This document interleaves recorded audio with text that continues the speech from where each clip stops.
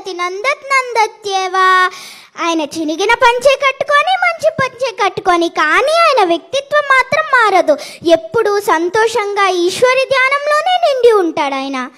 అయితే కుచేలుడు ఒక సైనికుడి దగ్గరికి వెళ్ళి, అయ్యా, నా చిన్ననాటి స్నేహితుడు శ్రీకృష్ణ పరమాత్ముడు, మీకు తెలుసా ఎక్కడుంటాడో ఆయన అని అడిగితే, ఆ సైనికుడు వెళ్ళి శ్రీకృష్ణ పరమాత్ముడి దగ్గరికి వెళ్ళి, అయ్యా, మీ చిన్ననాటి స్నేహితుడు అంటే కుచేలుడు వచ్చాడు అని చెప్పే లోపలే అల్లంత దూరం నుంచి చూసి, ఓయ్ కుచేలా, ఓయ్ కుచేలా, ఎట్లాగున్నావయ్యా, నా కోసం వచ్చావా, ఎంత దూరం నుంచి వచ్చావయ్యా అని పట్టుకుని లోపలికి వెళ్ళి కూర్చోబెట్టి,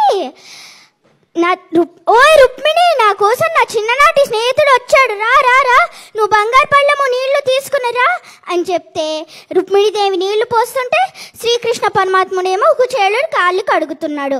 అది అయిపోయిన తర్వాత ఇద్దరు కూర్చొని చిన్ననాటి విషయాలు మాట్లాడుకుంటున్నారు. ఓయ్ కుచేలా, ఎట్లాగున్నావయ్యా, బాగున్నావా, నీ భార్య పిల్లలు బాగున్నారా, నీకు గుర్తుందా మనం సందీప మహర్షి దగ్గర చదువుకునే రోజులు నీకు గుర్తున్నాయా?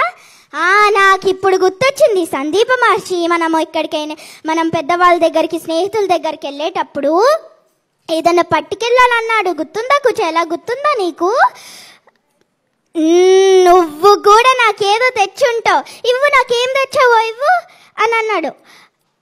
నువ్వు ఇవ్వకపోతే నాకు చరువు లేదా ఏంటి నీ నుంచి తీసుకోవడానికి అని ఒళ్ళంతా తడిమేస్తే ఆ చిరిగిన ఉత్తరీయంలో అటుకుల మూట పట్టుకున్నాడు. అటుకుల మూట తెరిసే లోపలే, నీకు తెలుసా కుచేలా, పత్రమైన, పుష్పమైన, ఫలమైన, సలిలమైన నాకు ప్రేమతో, నాతో భక్తితో ఇస్తే నేను పరవాన్నంలాగా తింటానది, నీళ్ళైనా సరే అని చెప్పి అటుకుల మూట తెరిచి, ఇది మన సెరిగిన స్నేహితుడు అంటే, నాకు అటుకులని ఇష్టమని నీకు తెలుసు కదా, అందుకే తెచ్చావు కదా అని చెప్పి ఒక గుప్పెడు తీసుకొని పొర్ర పొర్ర పొర్రమని తినేస్తున్నాడు. ఎట్లా తింటున్నాడంటే, మురహరుడు పిడికెడు అటుకుల కరమొప్పగా నారగించే కౌతూహలి అయి, మరి ఒక పిడికెడు కొలతగా కరమప్పుడు పట్టె కమల కరకములములన్.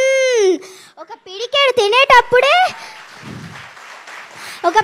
తినేటప్పటికే కుచేలుడు తన అష్టైశ్వర్యాలు కుచేలుకి వెళ్ళిపోయాయి.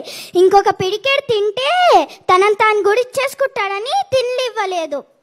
అయితే మరుసటి రోజు అయింది, పడుకునున్న కుచేలుడు లేచి, సరే కృష్ణ, నేను వెళ్ళొస్తానని చెప్తే కృష్ణుడు సరే అని చెప్పి మధ్యదారి వరకు సాగనంపాడు.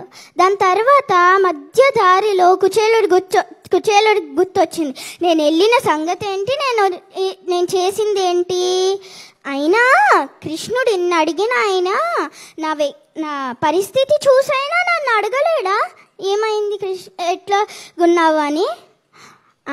నాకు ఇప్పుడు తెలిసింది ఎందుకు ఇవ్వలేదు కృష్ణుడు. నాకు ధనం ఇస్తే బహుశా నేనే దేవుణ్ణి మర్చిపోతానేమో, మంచి పనే అయ్యింది కృష్ణుడు నాకు ధనం ఇవ్వకపోవడం, ధన్యవాదాలు కృష్ణ అని చెప్పి ముందుకు సాగనంపాడు. ఆయన ఊరికి చేరుకోగానే ఆ పూరి గుడిసె కాస్త ఒక పెద్ద బంగారు సౌధంలాగా తయారైంది.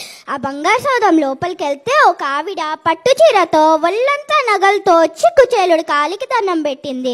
ఓయ్ సుశీల, మన ఇల్లేంటి ఇట్లా తయారైంది, నువ్వేంటి ఇట్లా తయారవంటే, పలానా గంటలకి పలానా సమయానికి మన పూరి గుడిసె కాస్త ఇంత పెద్దగా అయ్యింది, నేను పిల్లలం ఇట్లా తయారయ్యాము అని చెప్తే, ఓ అవునా, అప్పుడే కృష్ణుడు నా అటుకులు తిన్నాడని దేవుడు మనసులో ప్రార్థించుకుంటూ కుచేలుడు, మనం కూడా ఒకసారి దేవుడిని మనసులో ప్రార్థించుకుంటూ, ఓ గోవింద గోవింద గోవింద గోవింద గోవింద గోవింద.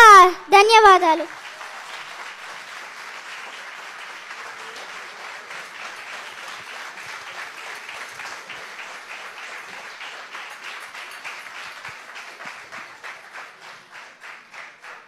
శ్రీనిధి ఈశ్వర కుచేల అని పిలవంగానే కృష్ణ పరమాత్ముడు తలుపు తెరుచుకొని లోపలికి వచ్చేసాడండి మన కార్యక్రమానికి. చాలా బాగా చెప్పింది. ఆ తల్లిదండ్రులకి నిజంగా నమస్కారాలండి, ధన్యవాదాలు ఎక్కడ ఉన్నా కూడాను.